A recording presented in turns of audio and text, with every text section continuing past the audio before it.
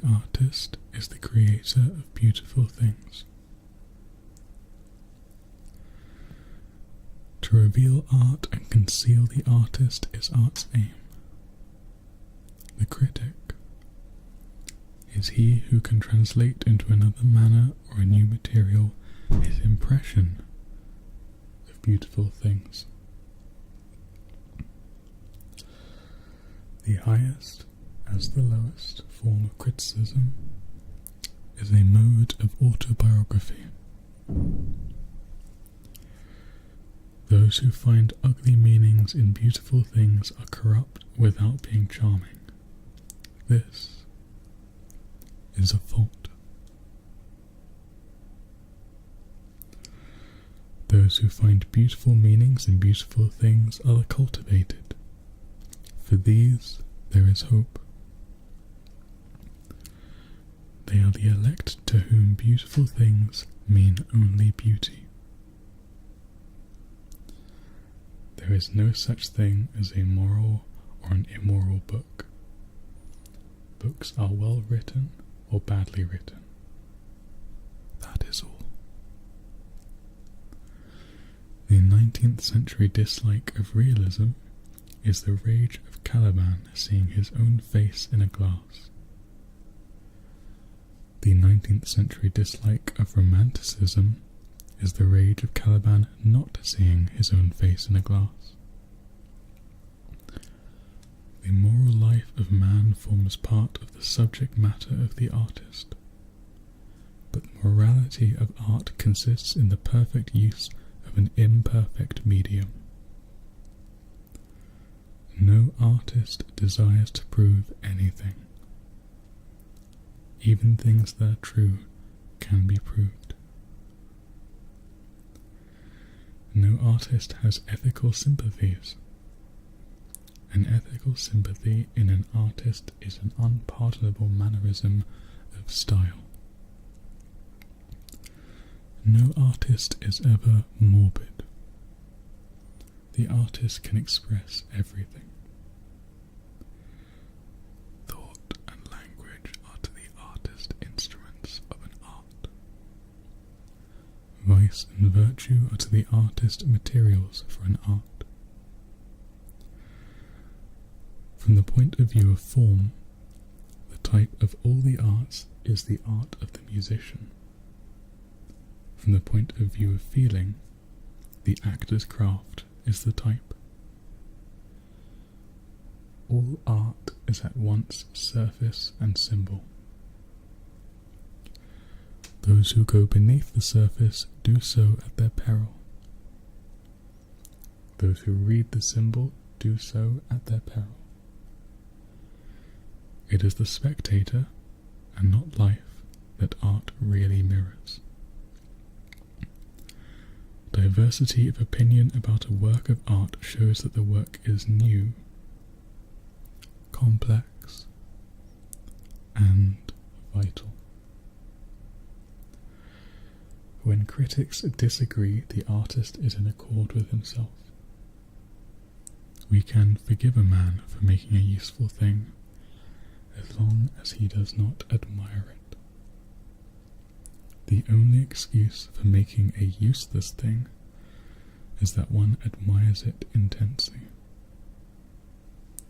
All art is quite useless.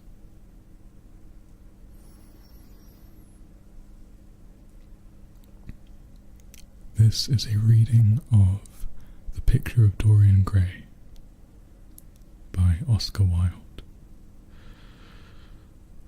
I am Nathan ASMR, and this is one of my favourite books.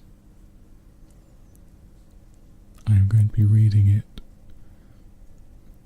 in an ASMR style, not a dramatic style.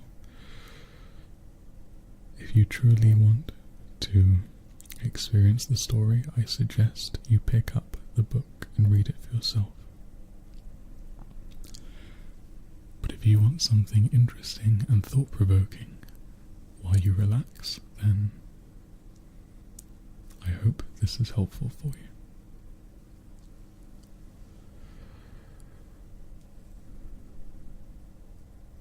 was the preface. Now this is chapter 1.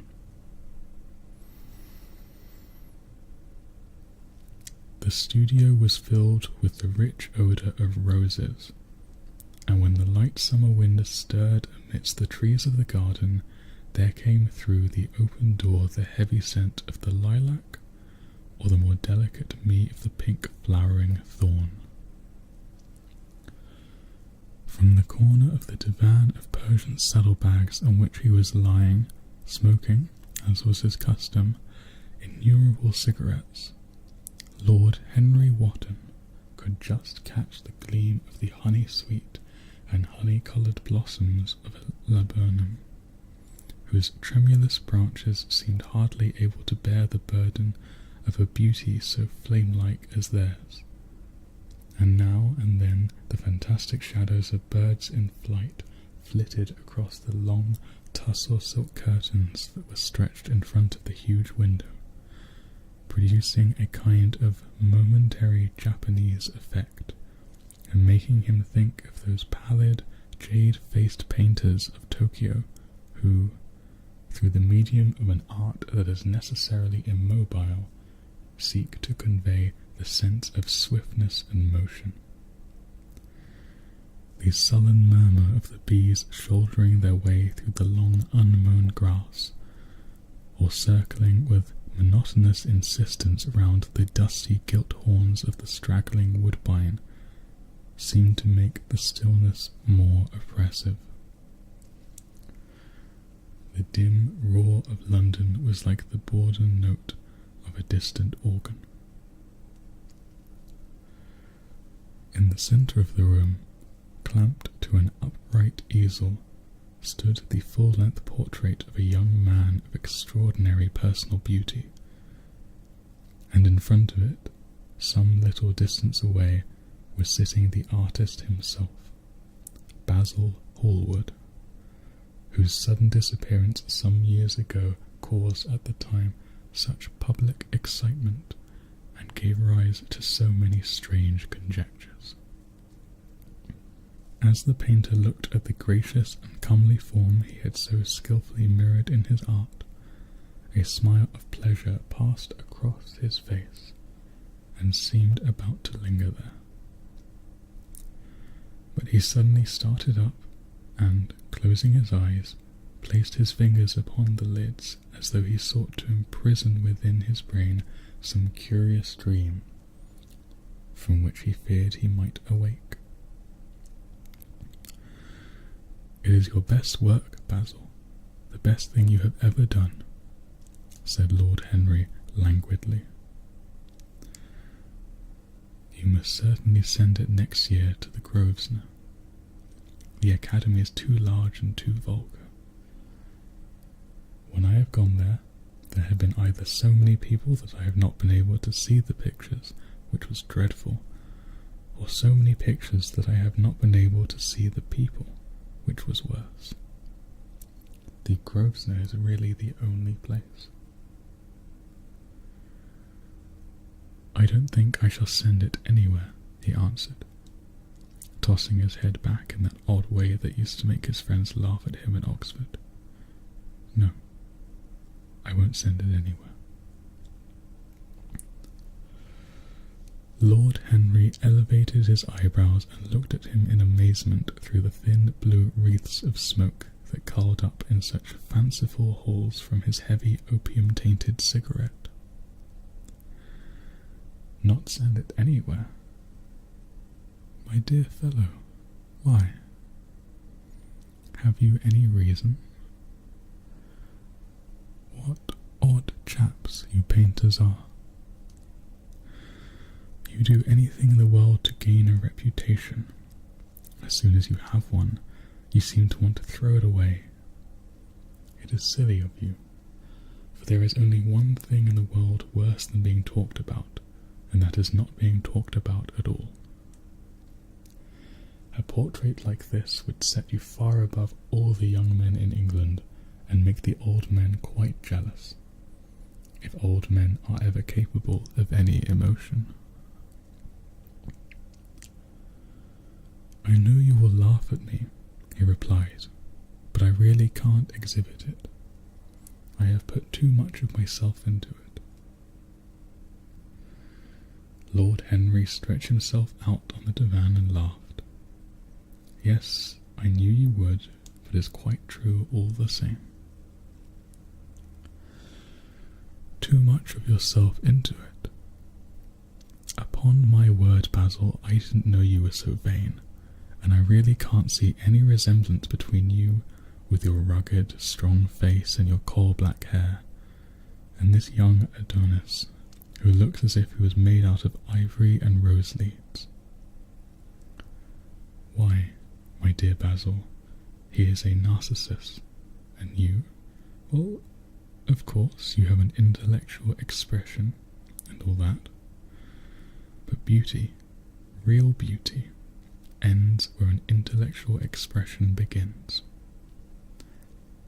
Intellect is in itself a mode of exaggeration and destroys the harmony of any face. The moment one sits down to think, one becomes all nose or all forehead or something horrid. Look at the successful men in any of the learned professions. How perfectly hideous they are, except, of course, in the church. But then in the church they don't think.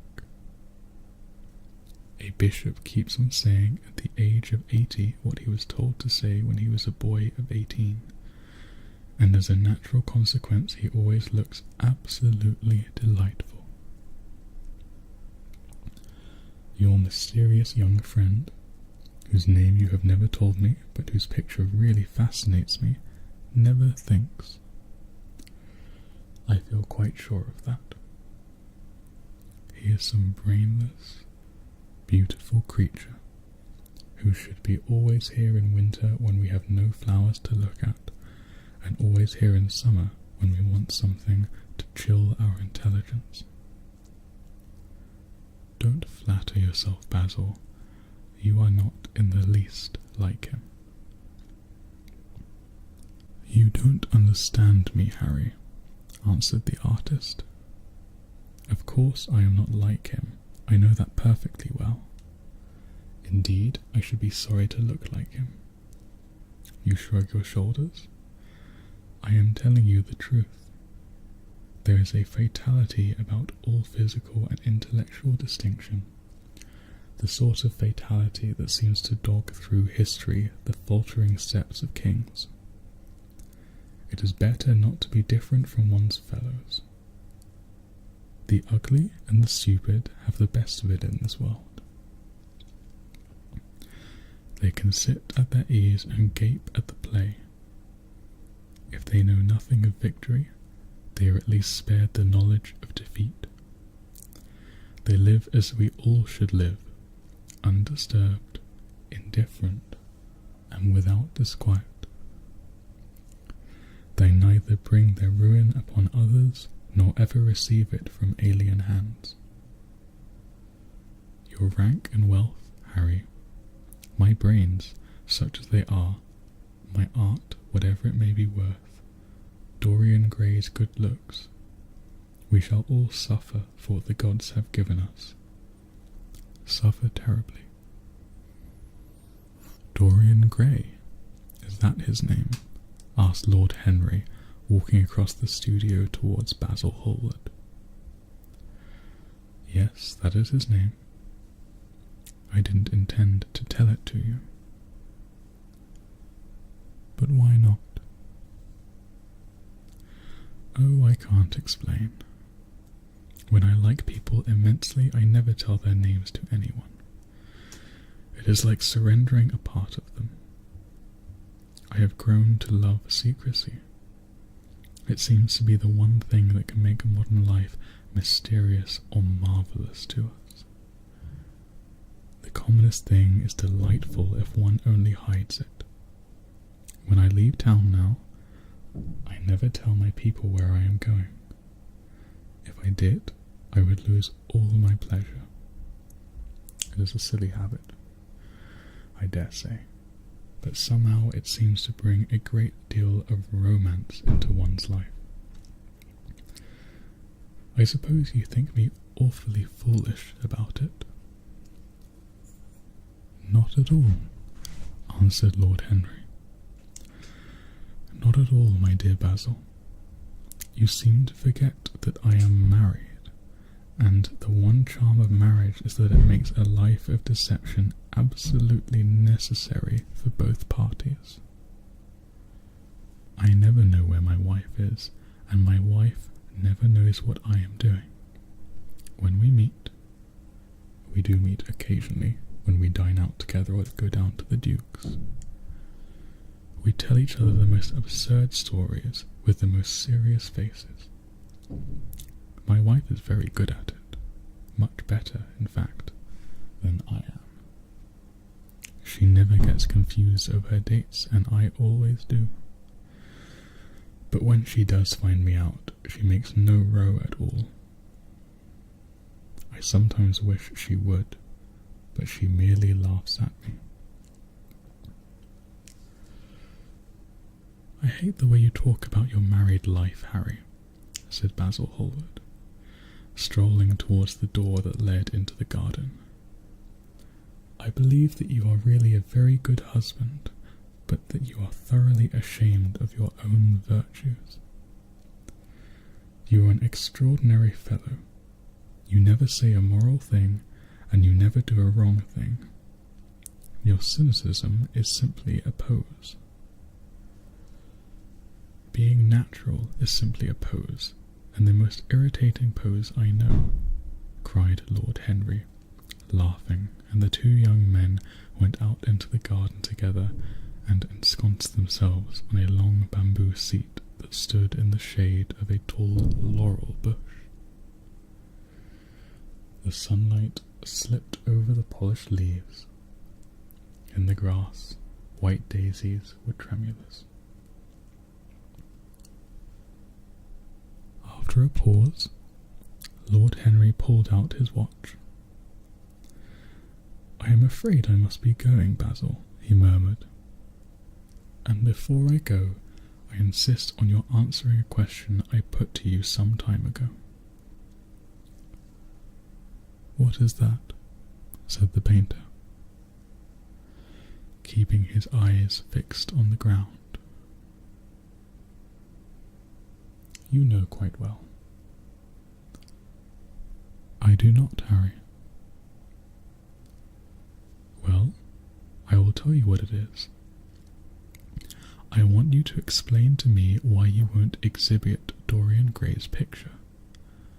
I want the real reason." "I told you the real reason." "No, you did not. You said it was because there was too much of yourself in it. Now that is childish."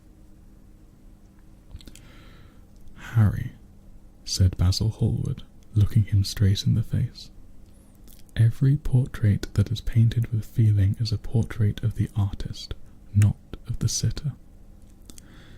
The sitter is merely the accident, the occasion.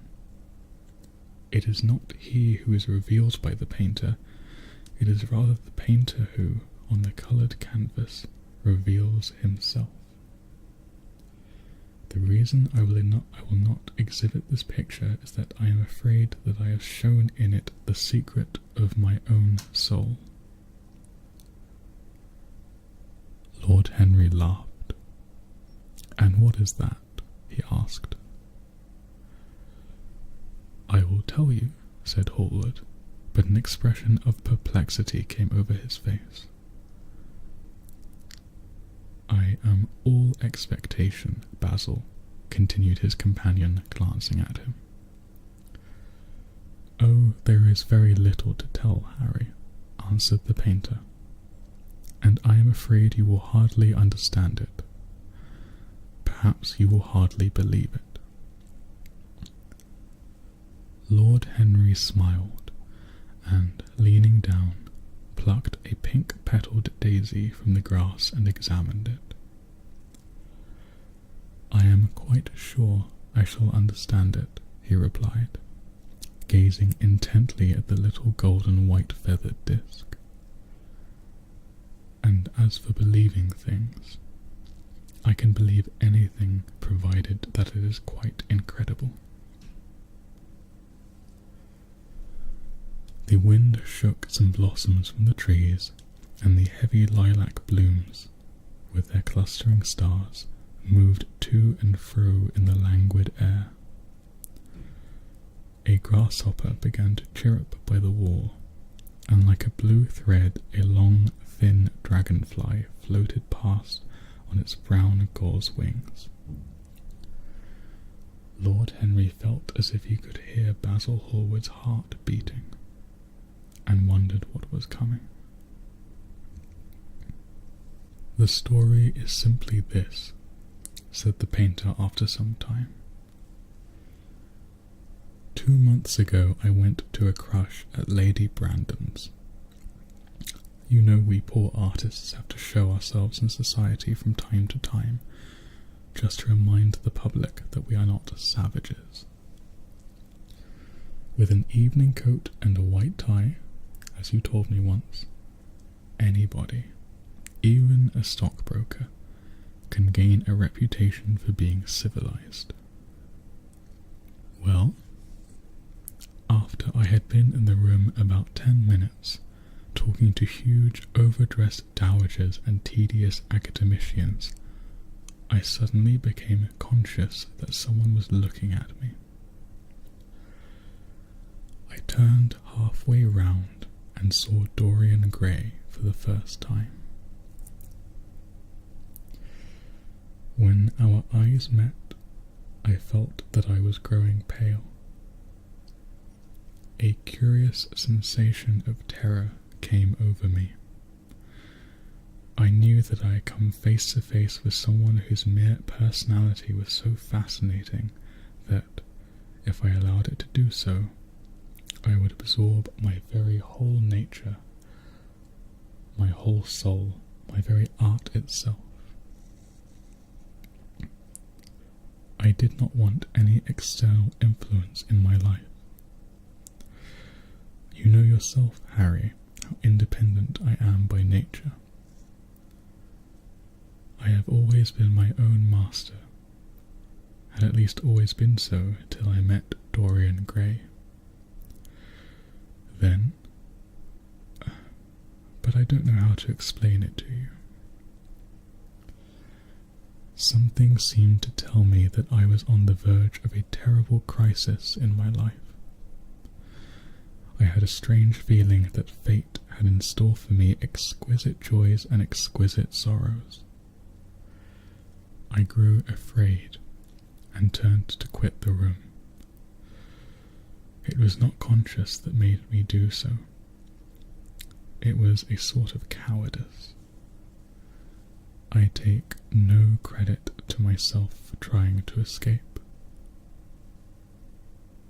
Conscience and cowardice are really the same things, Basil. Conscience is the trade name of the firm, that is all. I don't believe that, Harry, and I don't believe you do either. However, whatever was my motive, and it may have been pride, for I used to be very proud, I certainly struggled to the door. There, of course, I stumbled into Lady Brandon.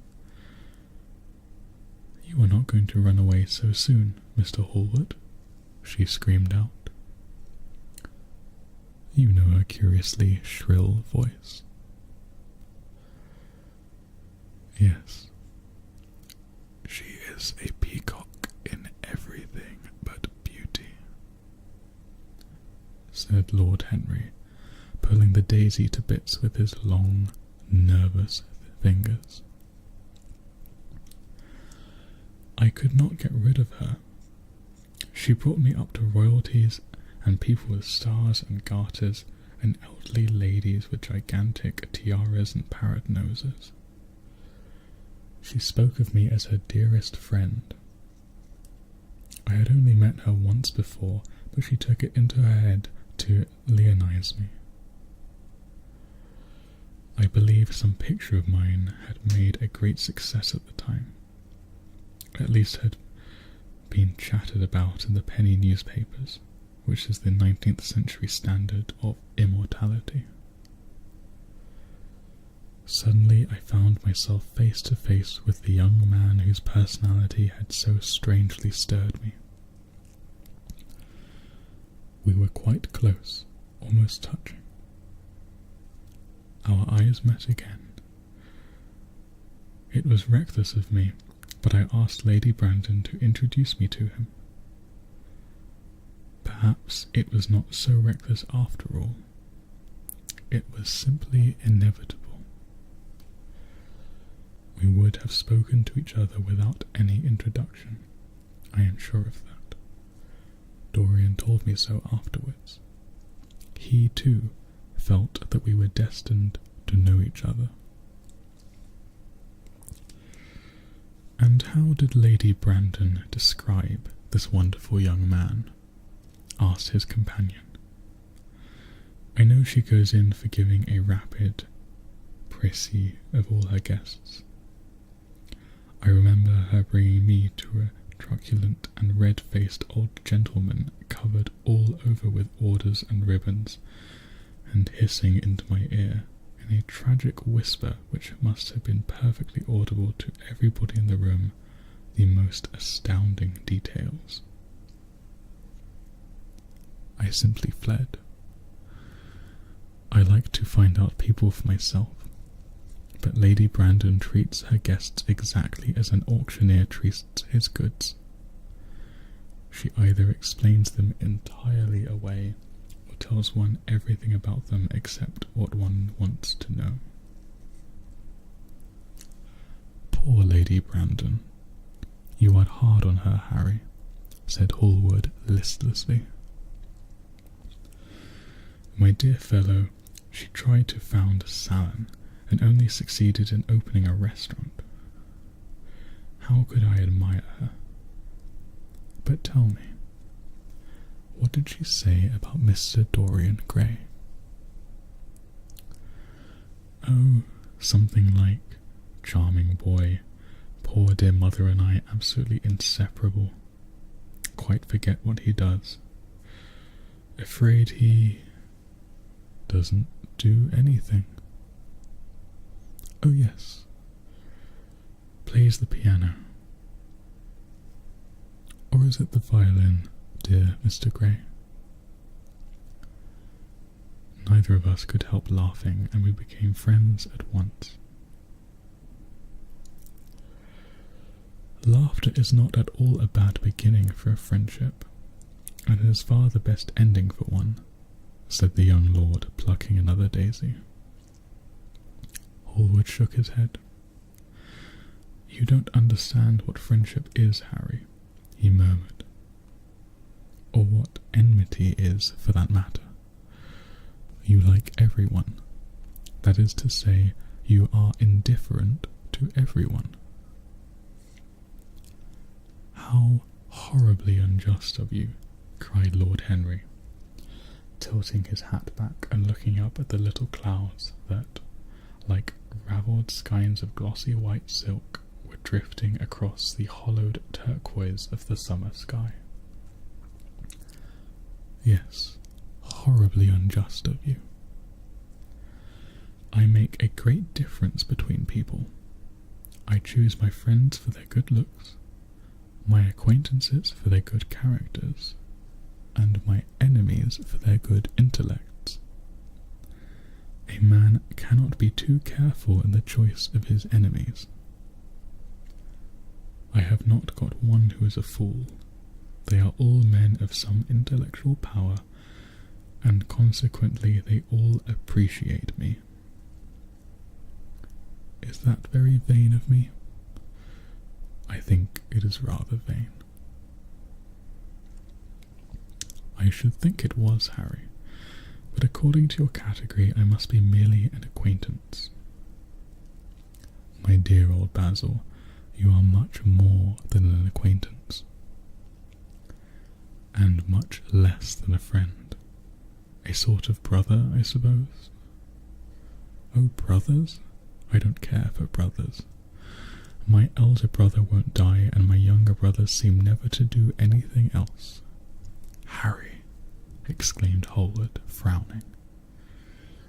My dear fellow, I am not quite serious, but I can't help detesting my relations. I suppose it comes from the fact that none of us can stand other people having the same faults as ourselves. I quite sympathize with the rage of the English democracy against what they call the vices of the upper orders.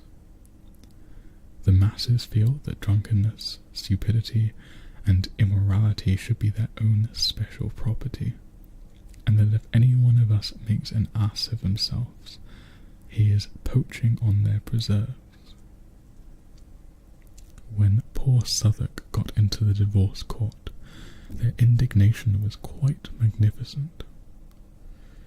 And yet, I don't suppose that 10% of the proletariat live correctly.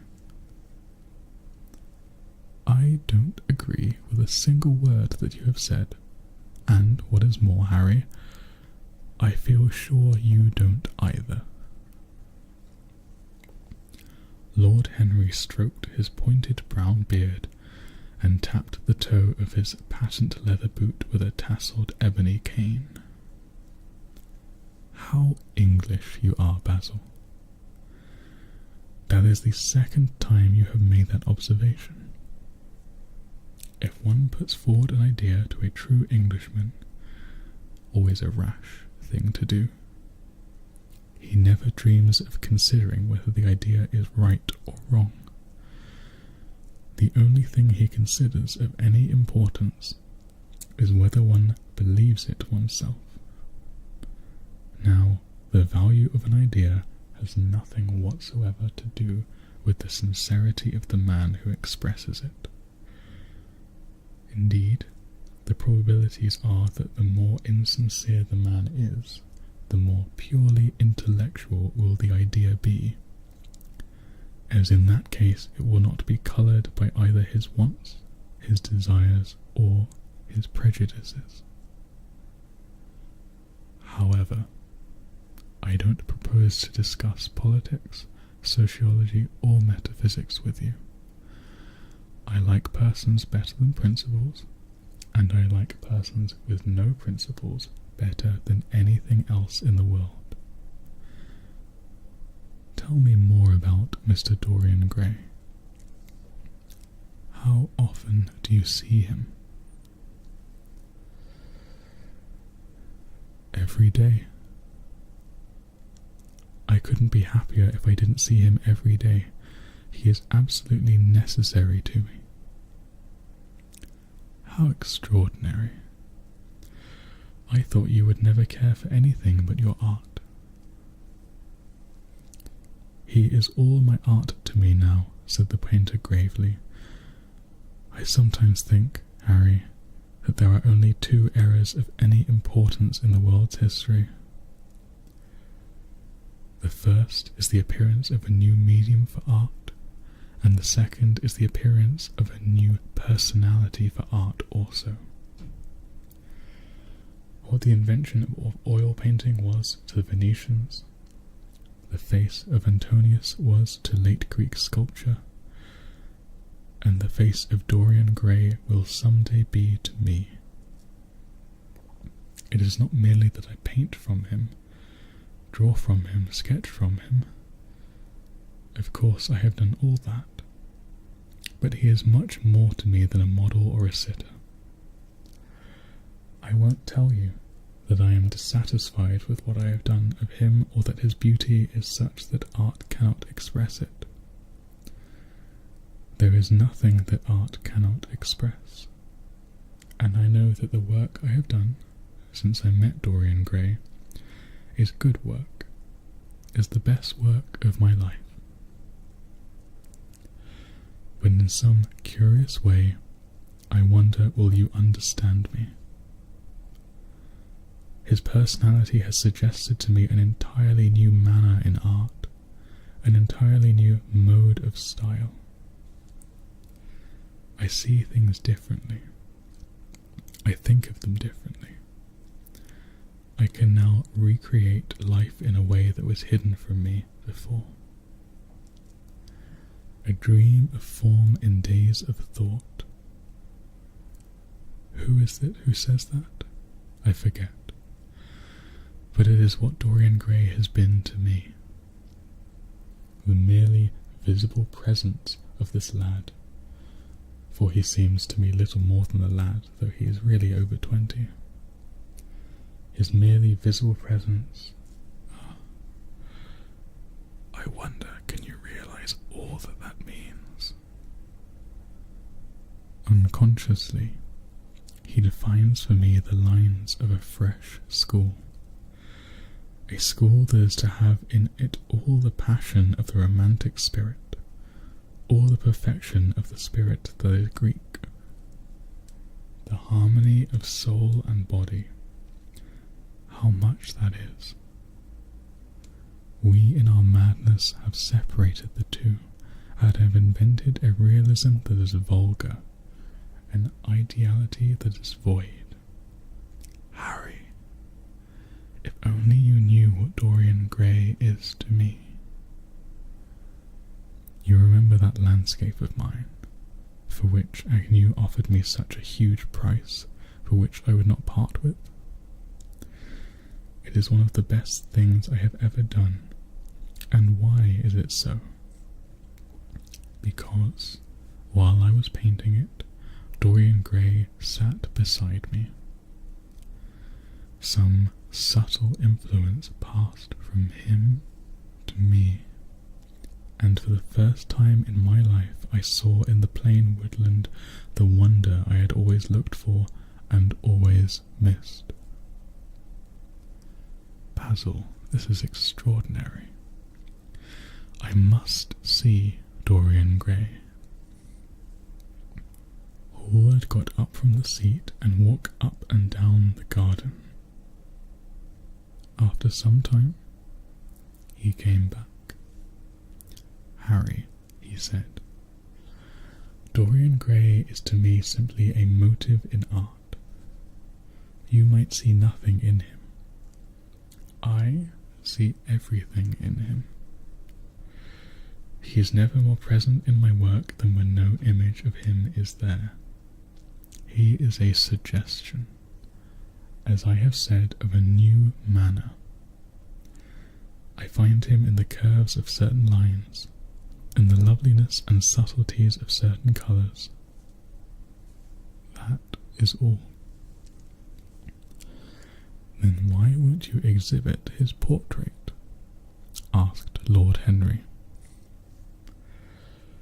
Because, without intending it, I have put into some expression of all this curious artistic idolatry, of which, of course, I have never cared to speak to him. He knows nothing about it. He shall never know anything about it. But the world might guess it, and I will not bare my soul to their shallow, prying eyes. My heart shall never be put under the microscope. There is too much of myself in the thing, Harry. Too much of myself. Poets are not so scrupulous as you are. They know how useful passion is for publication. Nowadays, a broken heart will run to many editions. I hate them for it, cried Hallward. An artist should create beautiful things, but should put nothing of his own life into them. We live in an age where men treat art as if it were meant to be a form of autobiography. We have lost the abstract sense of beauty. Some day I will show the world what it is, and for that reason the world shall never see my portrait of Dorian Gray. I think you are wrong, Basil, but I won't argue with you. It is only the intellectually lost who ever argue. Tell me, is Dorian Gray very fond of you? The painter considered for a few moments. He likes me, he answered after a pause. I know he likes me. Of course, I flatter him dreadfully. I find a strange pleasure in saying things to him that I know I shall be sorry for having said. As a rule, he is charming to me, and we sit in the studio and talk of 1,000 things. Now and then, however, he is horribly thoughtless, and seems to take a real delight in giving me pain. Then I feel, Harry, that I have given away my whole soul to someone who treats it as if it were a flower to put in his coat, a bit of decoration to charm his vanity, an ornament for a summer's day. Days in summer, Basil, are apt to linger, murmured Lord Henry. Perhaps you will tire sooner than he will. It is a sad thing to think of, but there is no doubt that genius lasts longer than beauty. That accounts for the fact that we all take such pains to over-educate ourselves. In the wild struggle for existence, we want to have something that endures, and so we fill our minds with rubbish and facts, in the silly hope of keeping our place. The thoroughly well-informed man, that is the modern ideal. And the mind of the thoroughly well-informed man is a dreadful thing. It is like a bric-a-brac shop, all monsters in dust, with everything priced above its proper value. I think you will tire first, all the same. Some day you will look at your friend, and he will seem to you to be a little out of drawing, or you won't like his tone of colour, or something. You will bitterly reproach him in your own heart and seriously think that he has behaved very badly to you. The next time he calls, you will be perfectly cold and indifferent. It will be a great pity, for it will alter you. What you have told me is quite a romance of art one might call it, and the worst of having a romance of any kind is that it leaves one so unromantic. Harry, don't talk like that. As long as I live, the personality of Dorian Gray will dominate me.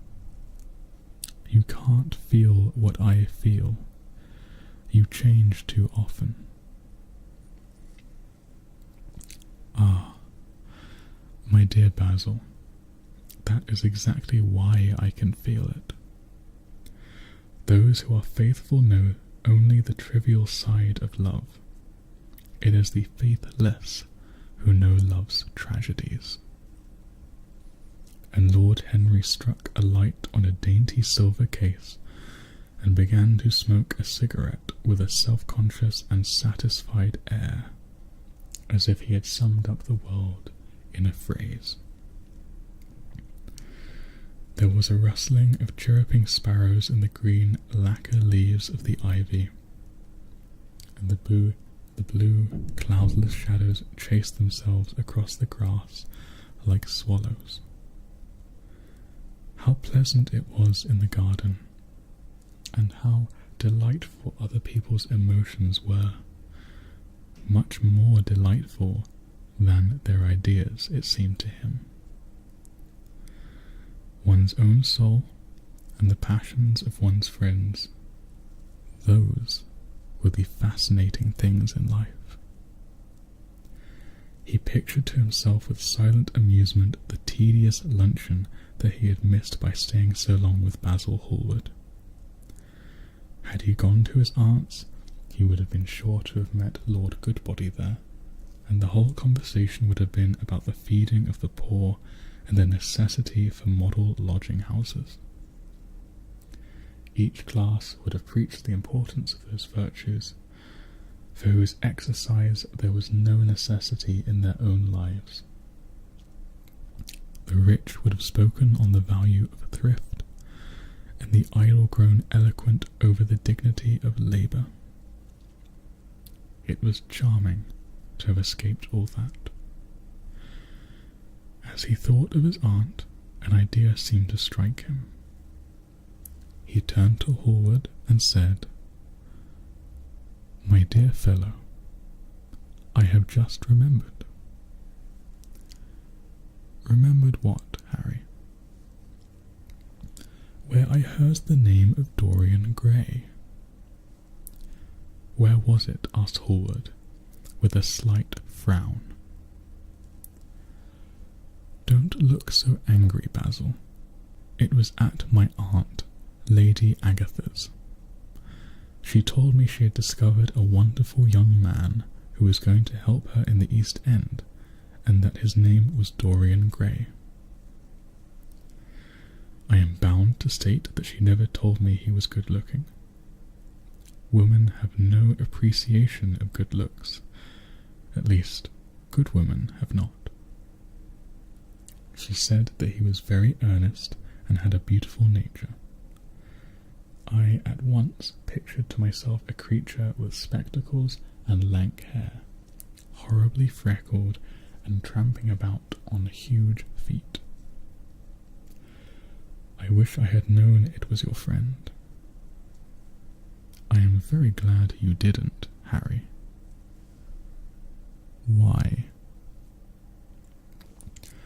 "I don't want you to meet him." "You don't want me to meet him?" "No." "Mr. Dorian Gray is in the studio, sir," said the butler, coming into the garden. "You must introduce me now," cried Lord Henry, laughing. The painter turned to his servant, who stood blinking in the sunlight. "Ask Mr. Gray to wait, Parker. I shall be in a few moments." The man bowed and went up the walk. Then he looked at Lord Henry. "Dorian Gray is my dearest friend," he said. "He has a simple and beautiful nature. Your aunt was quite right in what she said of him. Don't spoil him. Don't try to influence him. Your influence would be bad. The world is wide and has many marvellous people in it. Don't take away from me the one person who gives to my art whatever charm it possesses. My life as an artist depends on him. Mind, Harry, I trust you." He spoke very slowly, and the words seemed wrung out of him almost against his will. "What nonsense you talk," said Lord Henry, smiling, and, taking Hallward by the arm, he almost led him into the house.